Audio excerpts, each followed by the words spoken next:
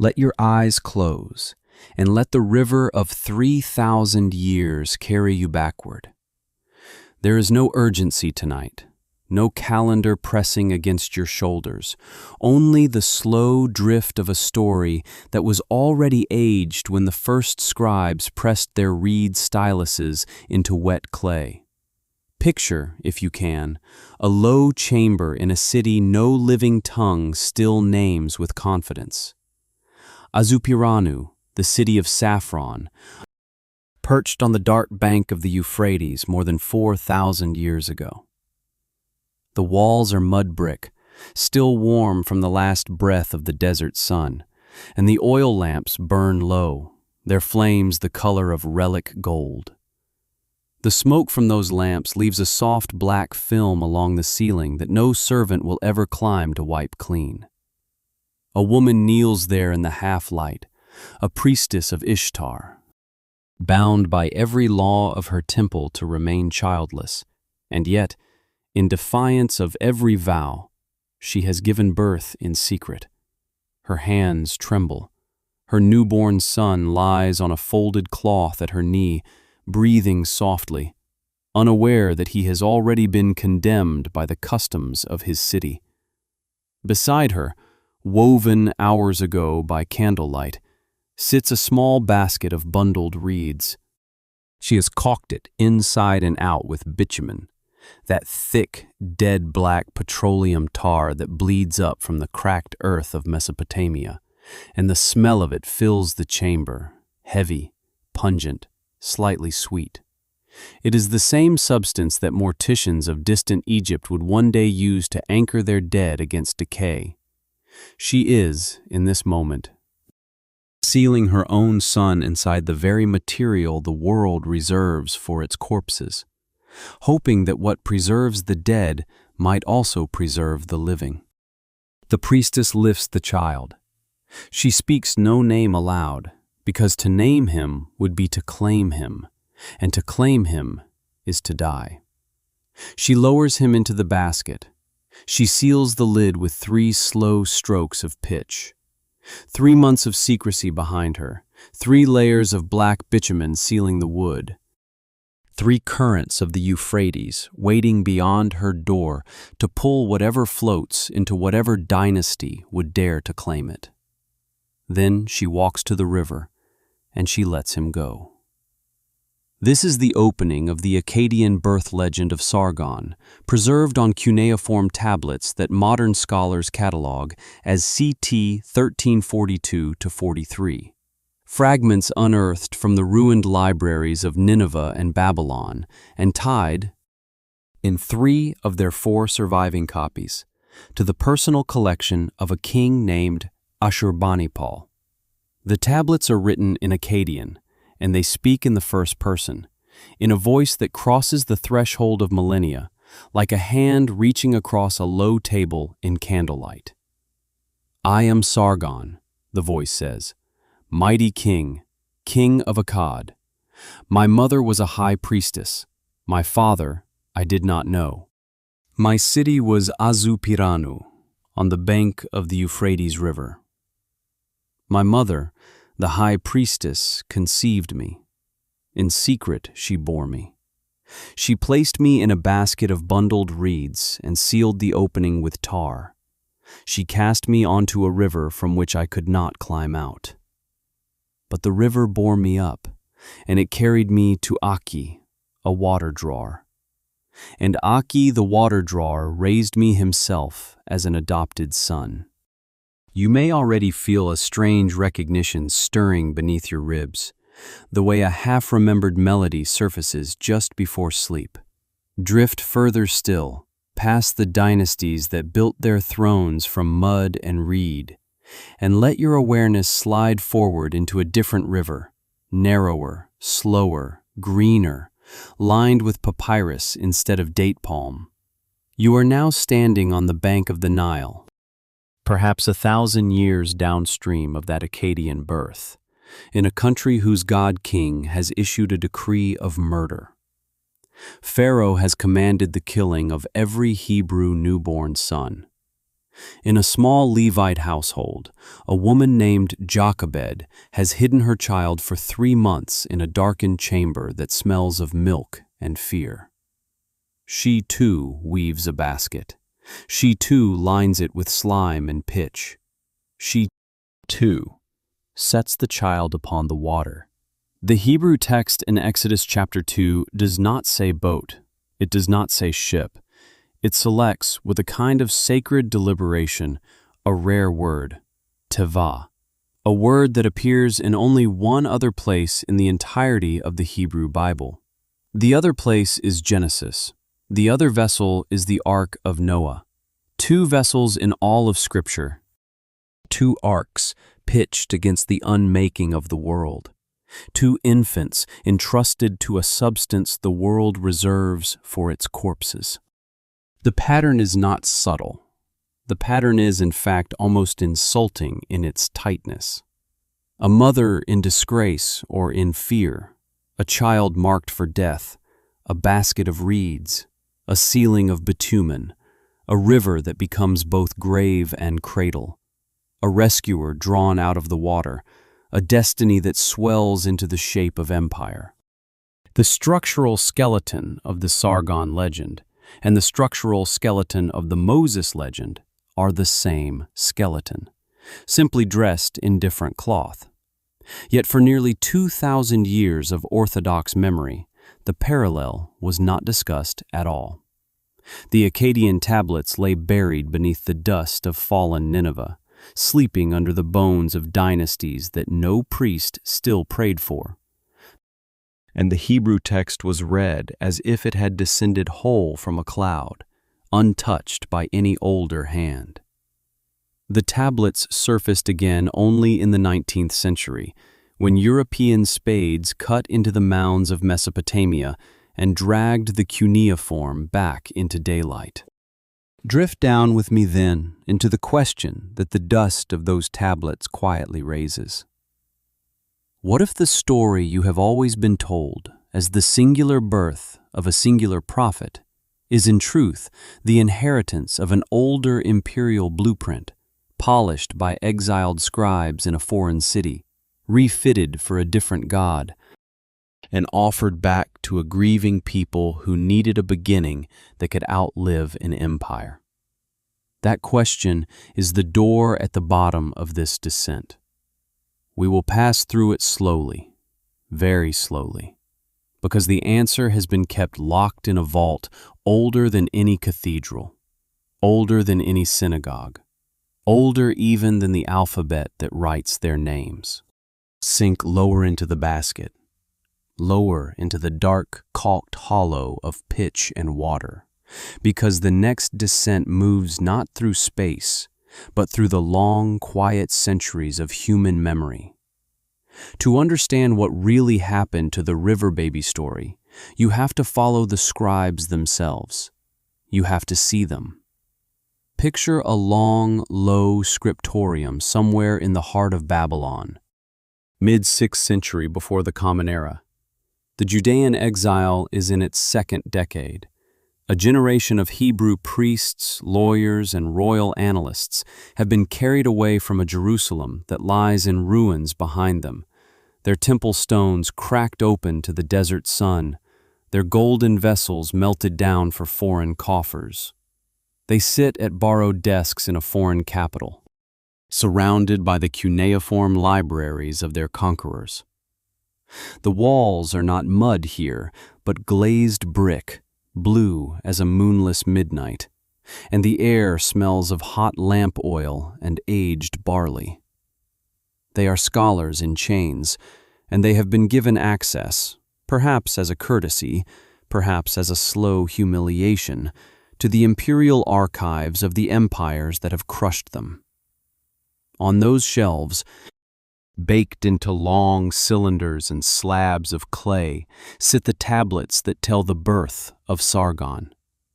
You can almost feel what it must have been to read them for the first time, to find, in the propaganda library of the very power that had sacked your homeland, the precise blueprint of the story you had always believed your God had written for your prophet alone.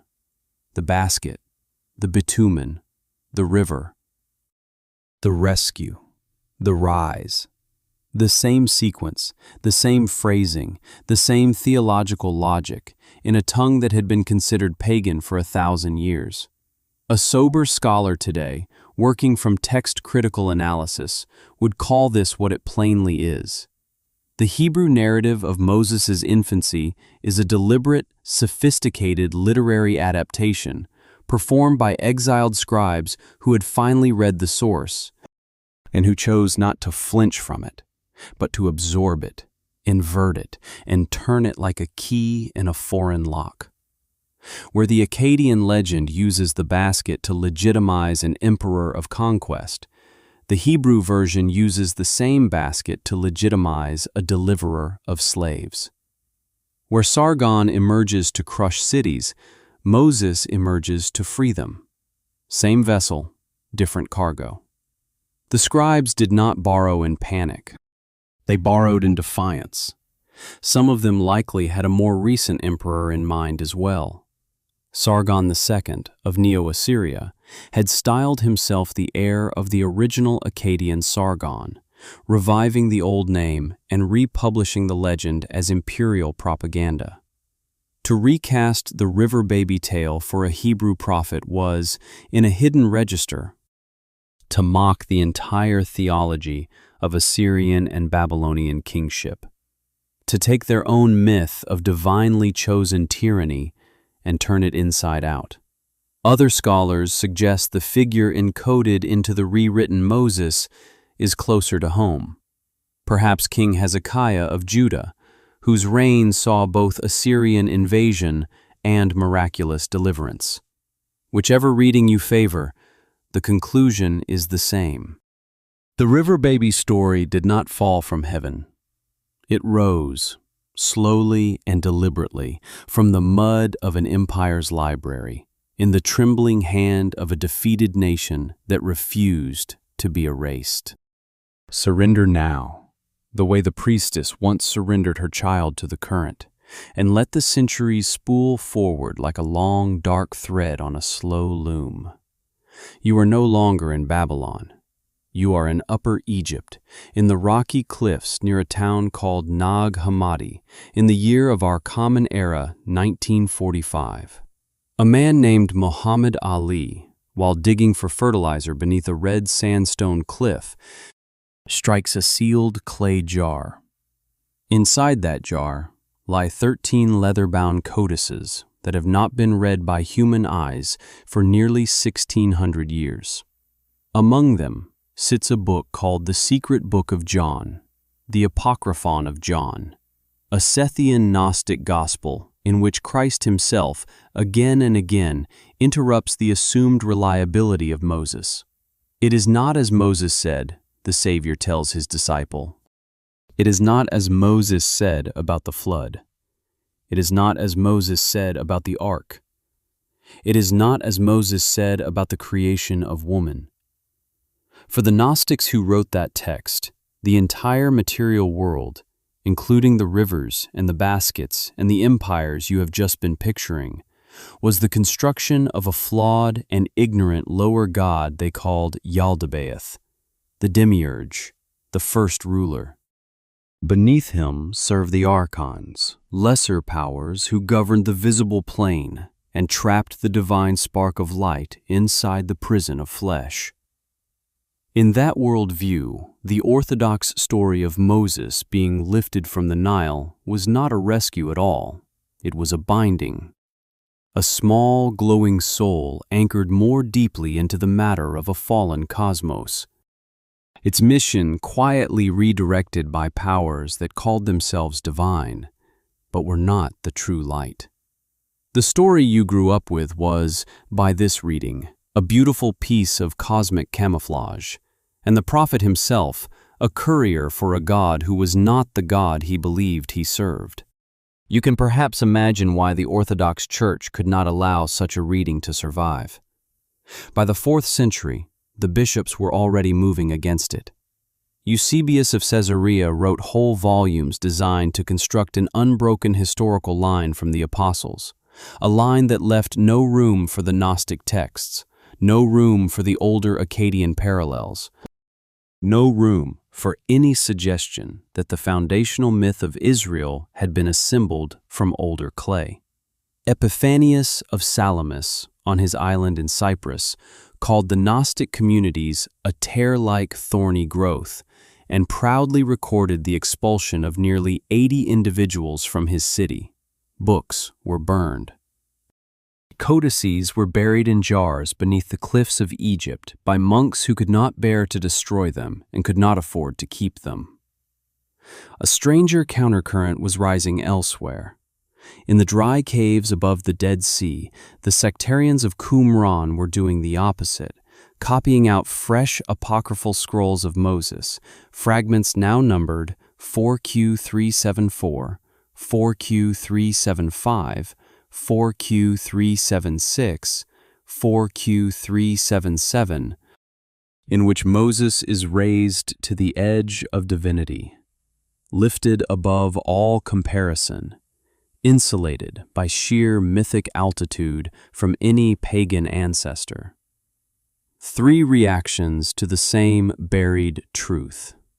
One empire that suppressed it, one sect that rewrote it, one desert community that drowned it in glory. Three different dialects of one long silence, settling like sediment over the river that started everything. Drift now into the wider waters of comparison, and let your breath slow with the slow widening of the world. The basket of Sargon and the basket of Moses are not, it turns out, the only two baskets ever sealed and given to a river. Once you allow yourself to look, you begin to notice them everywhere, drifting through the literatures of cultures that should never have spoken to one another, in tongues that never crossed paths. Egyptologist Donald Redford, in a famous study, gave this recurring shape a name. He called it the exposed child motif. By some scholars' count, as many as 72 surviving variations of it survive across the literatures of the Old World. 72 infants set adrift, exposed, abandoned, condemned. 72 rescuers. 72 rises from obscurity into kingship or godhood. Look how widely the same dark cradle floats. In Roman tradition, the twins Romulus and Remus are born to a Vestal virgin named Rhea Silvia, set into a basket on the river Tiber by a usurping king who fears their birthright, and rescued from the water by a she-wolf who suckles them under a fig tree. In the Greek city of Thebes, the infant Oedipus is exposed on a mountain to outrun a prophecy that nonetheless overtakes him. In the Sanskrit epic of India, the great Mahabharata, the warrior Karna is born to the princess Pritha after a secret union with the sun god Surya, and his mother, ashamed of the illicit divine birth, places him in a sealed vessel on a river, where he is found and raised by a humble charioteer named Adhirata. Every detail rhymes with the basket of Sargon. Every rescue answers the basket of Moses. The cultures that produced these stories did not, in any meaningful sense, communicate. Yet the same archetypal shape bobs through their imaginations like a single piece of dark driftwood circling the inside of the human mind. The early 20th century thinkers who first laid these stories side by side were unnerved by what they saw. Otto Rank, the disciple of Freud, devoted an entire monograph to the recurring birth of the hero, suggesting that the exposed child story is a deep psychological fingerprint, a way for human cultures to elevate any future leader above the muddy ordinariness of human conception. Sigmund Freud himself, late in his life, leaned into this material when he wrote his strange and difficult book on Moses, arguing that the prophet had been lifted from older Egyptian and Mesopotamian patterns and refit for a new people. Whether or not you accept their psychological reading, the surface fact remains. The Hebrew scribes who shaped Exodus chapter 2 were working with a story shape that was, by their day, already worn smooth by centuries of repetition. Notice now the careful inversion those scribes performed. In nearly every pagan version of the exposed child motif, the infant is exposed because the child himself is a problem. He is an illegitimate divine offspring, an oracle of doom for the reigning king, a stain upon his mother's broken vow. The threat lies inside his own bloodline, and the river is meant to wash that internal threat away. In Exodus, the scribes turn the moral weight of the story inside out. The Hebrew child is not a stain on his family. He is not a threat to his parents. The danger is not in his blood, but in the empire that owns the air above him. Pharaoh, not Jochebed, has decreed his death. The basket is not a gesture of shame, but a desperate act of love. With one quiet adjustment of motive, the scribes converted a tale that legitimized kings into a tale that condemned them. The river baby motif had always been a tool of imperial myth-making. Now it became an indictment of imperial cruelty. Same skeleton, opposite pulse. Same dark current carrying a wholly different theology toward whatever shore awaited. Drift sideways now, from the Euphrates to the marshlands of the Nile Delta, because there is one more older mother whose hands you must see in this scene. Her name is Isis.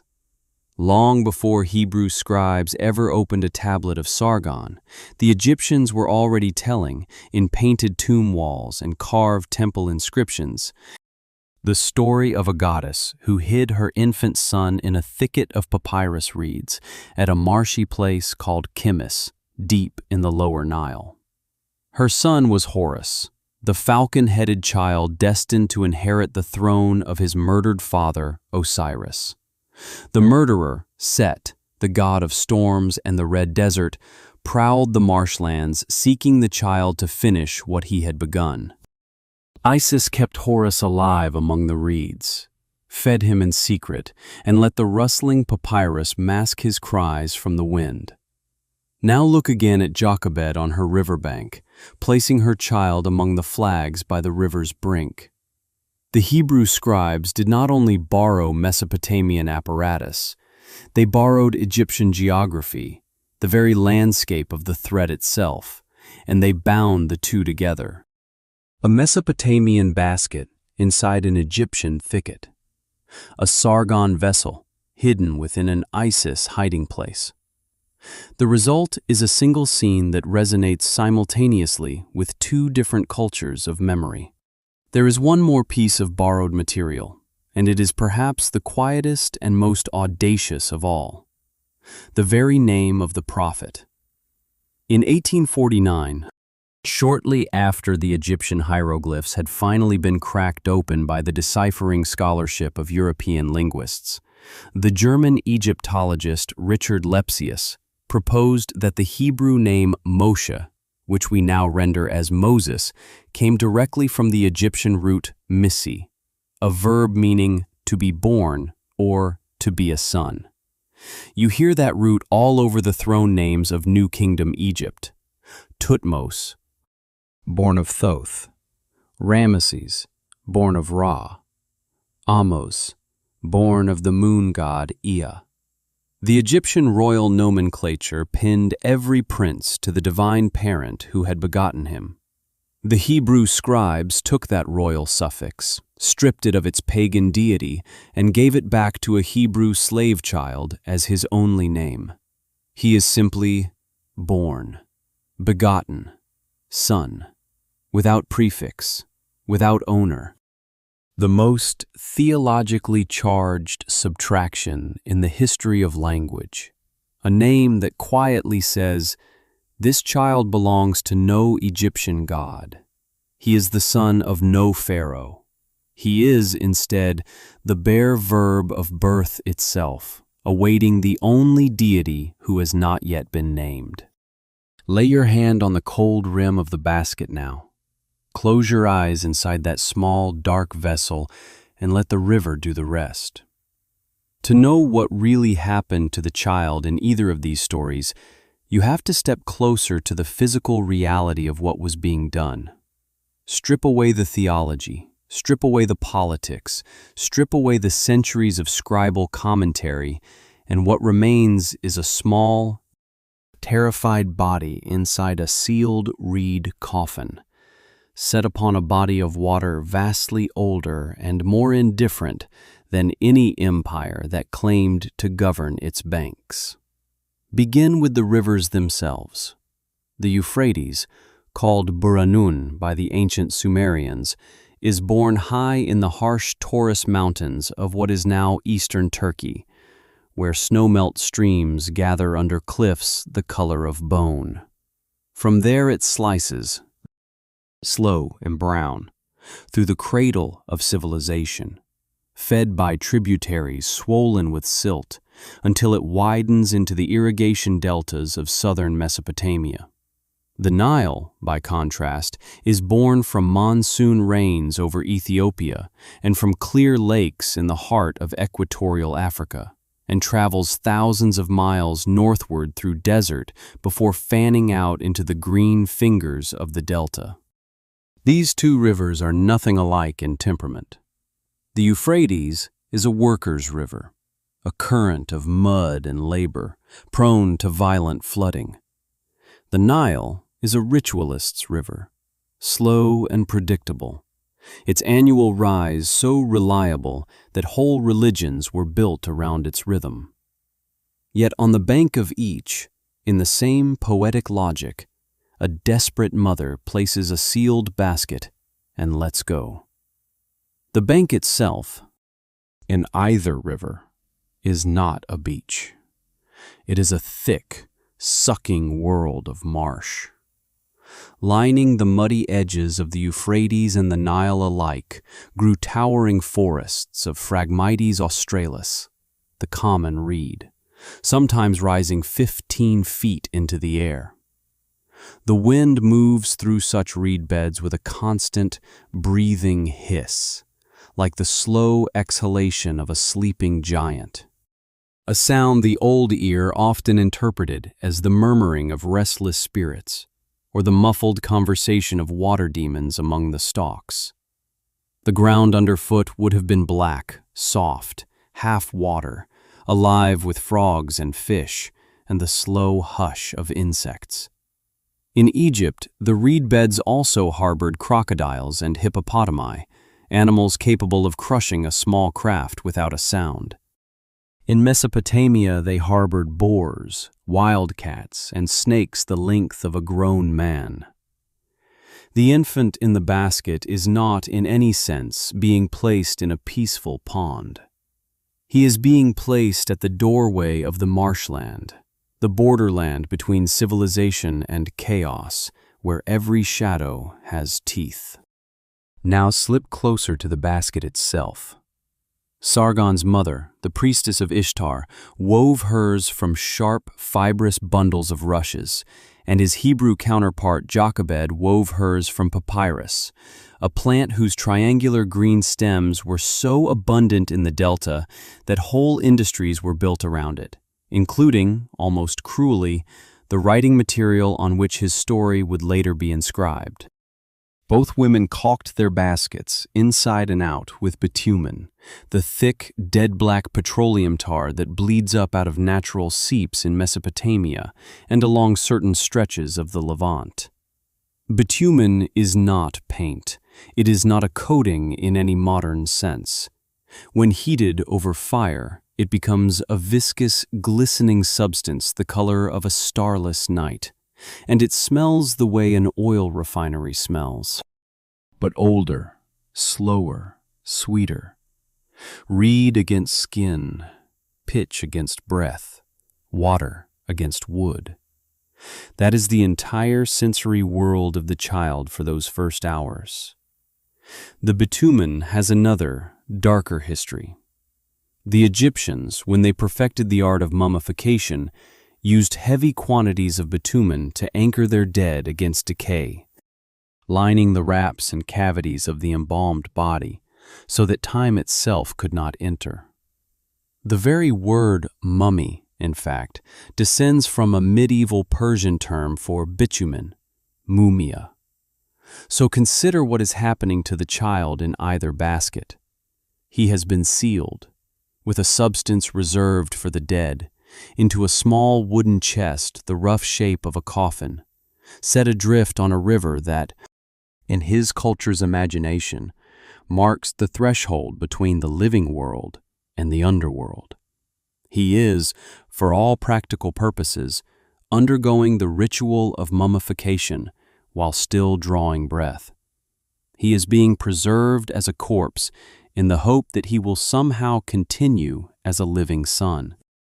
Inside that sealed cavity, his sensory world collapses to almost nothing. There is no light.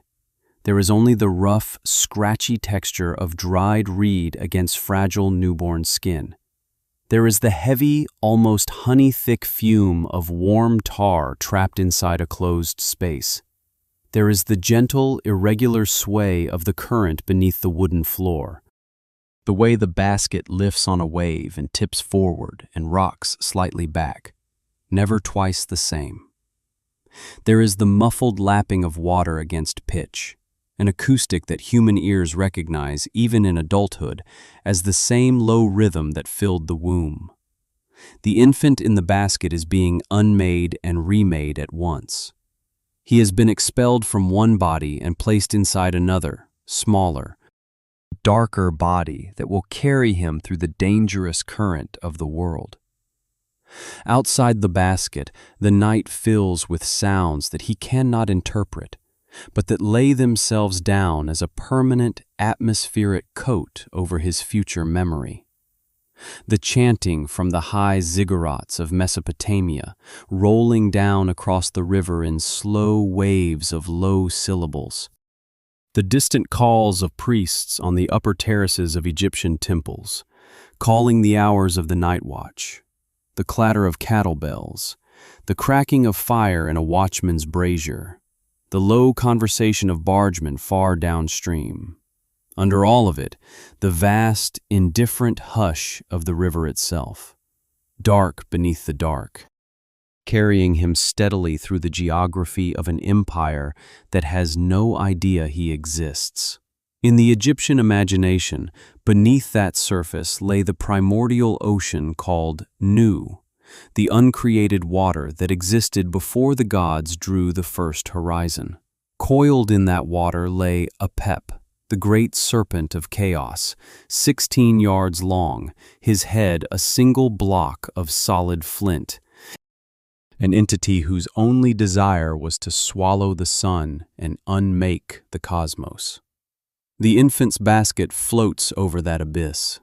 The pitch beneath his back is the only thing standing between his small new lungs and the oldest darkness in the world.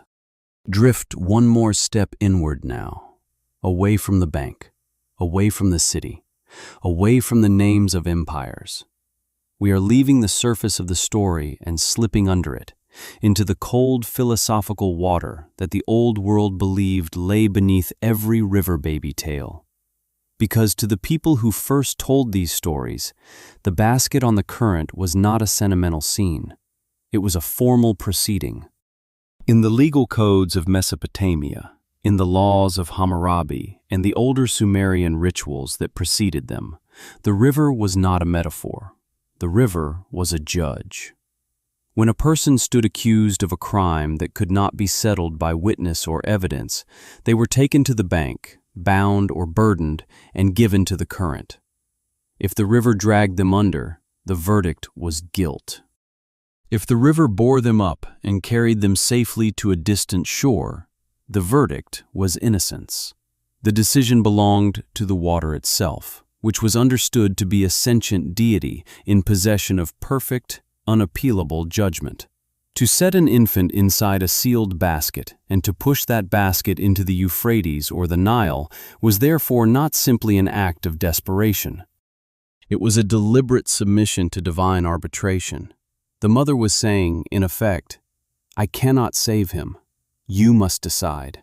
The river, vast, brown, indifferent to her grief, would issue its ruling in silence, somewhere downstream, beyond her sight, beyond her hearing, beyond her power. Sit with the strangeness of that for a moment. The civilizations that produced these stories did not believe in the kind of warm parental cosmos we sometimes wish to project onto them. They believed in something far older and far stranger. They believed in a universe of overwhelming forces that operated on a scale where individual human pain was simply too small to register. The river did not feel the mother's grief. The river felt nothing. It moved according to currents and rains and seasonal floods, and any infant carried on its back was carried not because the river loved him, but because the river happened, on that night, in that hour, to flow that way. The terrifying corollary of this worldview is the realization that the survival of Sargon and the survival of Moses was never a triumph of love over cruelty. It was an accident of hydrology. It was the indifferent verdict of a force that did not even know it was issuing a verdict. The empires that rose afterward, the laws they wrote, the religions they founded, the millions of lives they shaped, all of it traces back to a small, bobbing wooden box that happened to drift in the right direction on the right night. Civilization itself rests on a hinge no thicker than a current of water. The Gnostic readers of these tales took that horror one step further, and you can feel the cold draft of their reading moving even now beneath the brighter surface narrative. For the Gnostics, the river was not even a neutral judge. It was an instrument. The archons, the lesser powers serving the Demiurge Yaldabaoth, used the world of matter, including its rivers and its empires, to anchor luminous souls into the trap of flesh. To them, the rescue of a child from the water was not the beginning of a deliverance. It was the moment a soul was caught.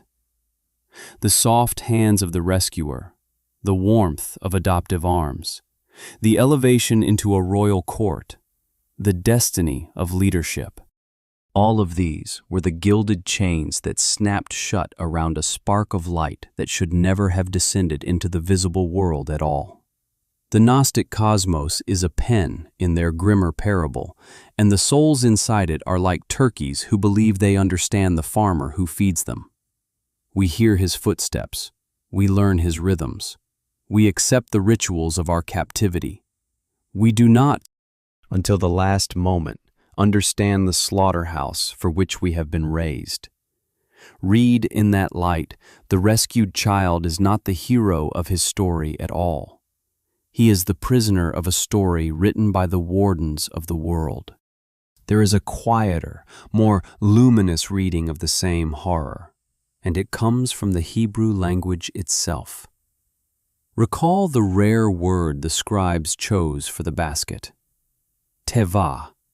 The same vessel, the only other vessel in which Noah was placed. In Hebrew thought, the tevah is not simply an ark. It is a container designed to survive an unmaking.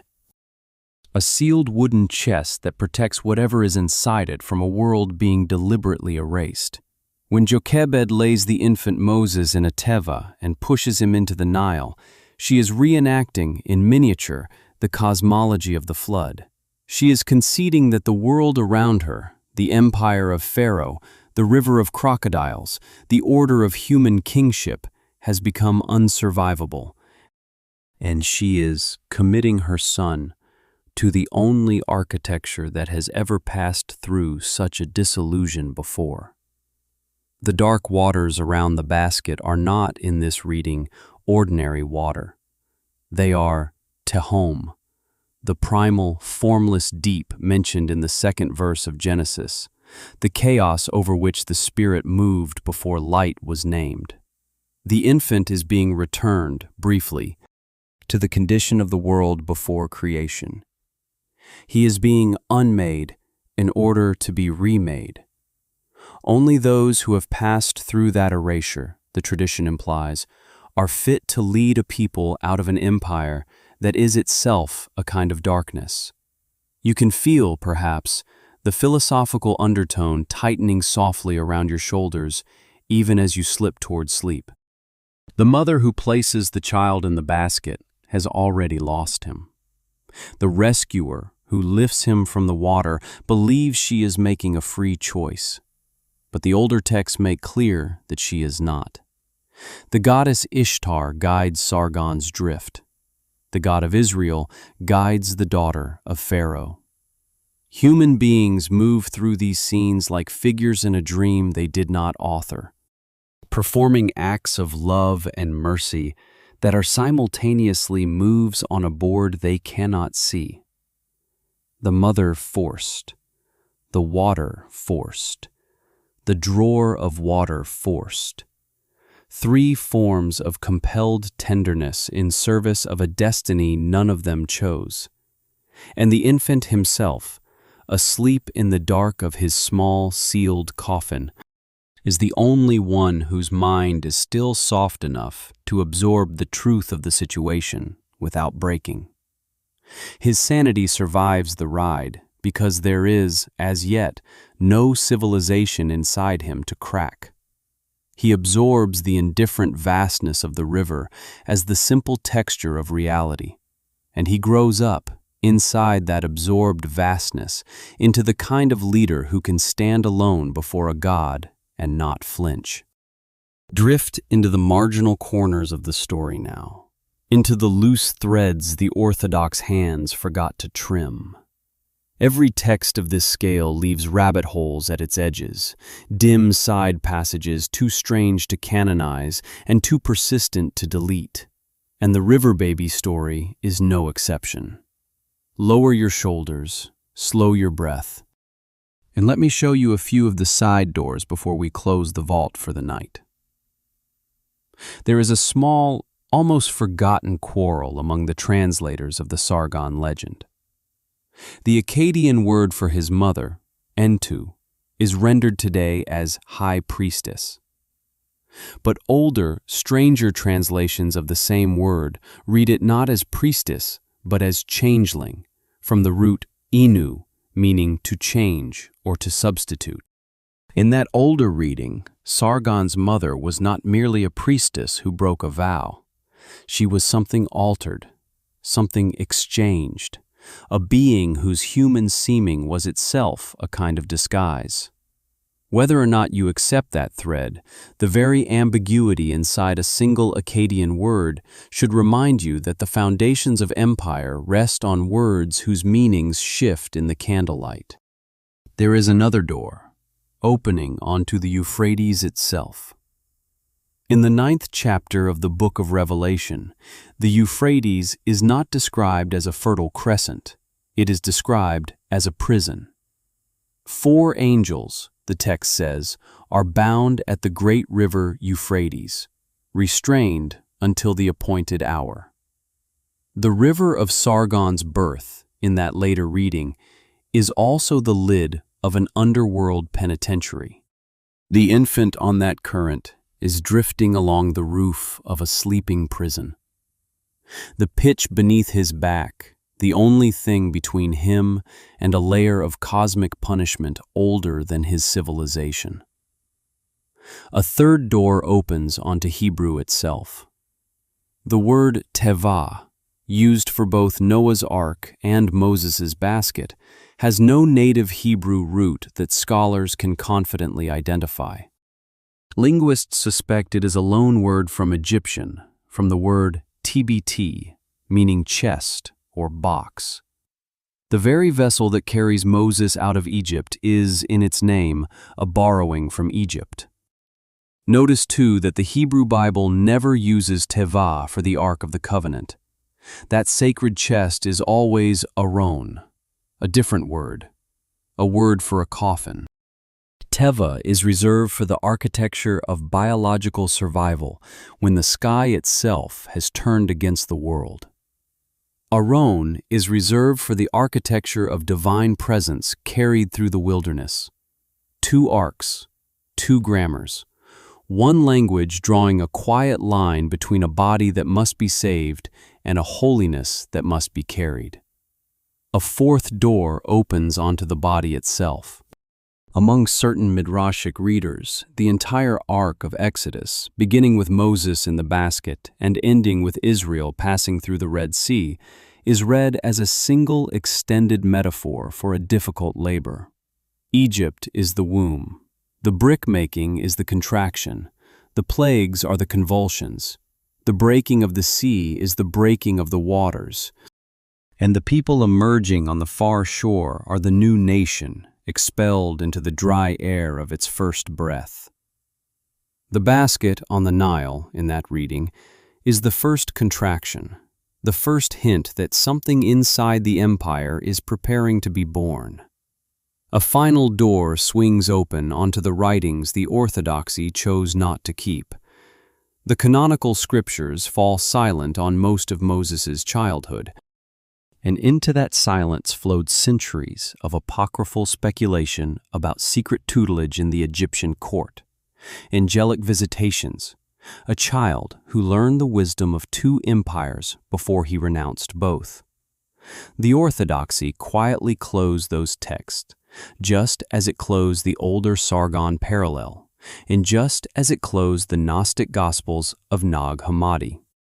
Layer upon layer of careful forgetting was laid down across the centuries, until only the smooth surface of the canonical story remained. And now let the river slow beneath you. The priestess of Azupiranu sealed her basket more than 4,000 years ago, and her son became an emperor, then a memory, then a name on a clay tablet buried in fallen Nineveh. Jochebed sealed her basket nearly 1,500 years later, and her son became a deliverer, then a lawgiver, then a figure settling into the slow sediment of human reverence. The Akkadian Empire is gone. Pharaoh is gone. The Temple of Ishtar is gone. The libraries of Ashurbanipal lie in glass cases under museum lights in cities that did not yet exist when those tablets were written. Even the rivers themselves have shifted course over the centuries. The Euphrates of today is no longer the Euphrates that carried Sargon, and the Nile of today is no longer the Nile that hid Moses. The dissolution itself is beautiful, a long, quiet exhale across the face of the earth, the slow sinking of every emperor and every basket and every priestess and every slave mother into the same patient silt at the bottom of human time. You are lying somewhere safe right now. Your room is small. Your blanket is warm. The walls around you have shut out the desert wind and the river wind and the long centuries that pressed against the priestess and the slave mother and the children they could not keep. The basket on the Nile has long since softened into the silt. The basket on the Euphrates has long since dissolved into mud. There is no current pulling at you. There is no judgment waiting downstream. There is only your breath, slow and sealed and warm, drifting like a small, well-made vessel through the safe harbor of your own quiet hours. Let one soft question keep you company as you sink. If a basket sealed against the unmaking of the world can travel 4,000 years and still arrive, dark and intact, into the hand of someone who needed to hear its story, what small, sealed thing might be drifting toward you in your own sleep tonight, carrying a meaning you will not be asked to name? The heavy doors of the Apocrypha vault remain unlocked, not as a summons, but as an open invitation. There is no urgency. There is no demand. There are only more rivers, more baskets, more buried tablets waiting whenever you choose to return. Until then, drift gently, breathe slowly, and let the basket of your body rest upon the calm black water of your own deep night.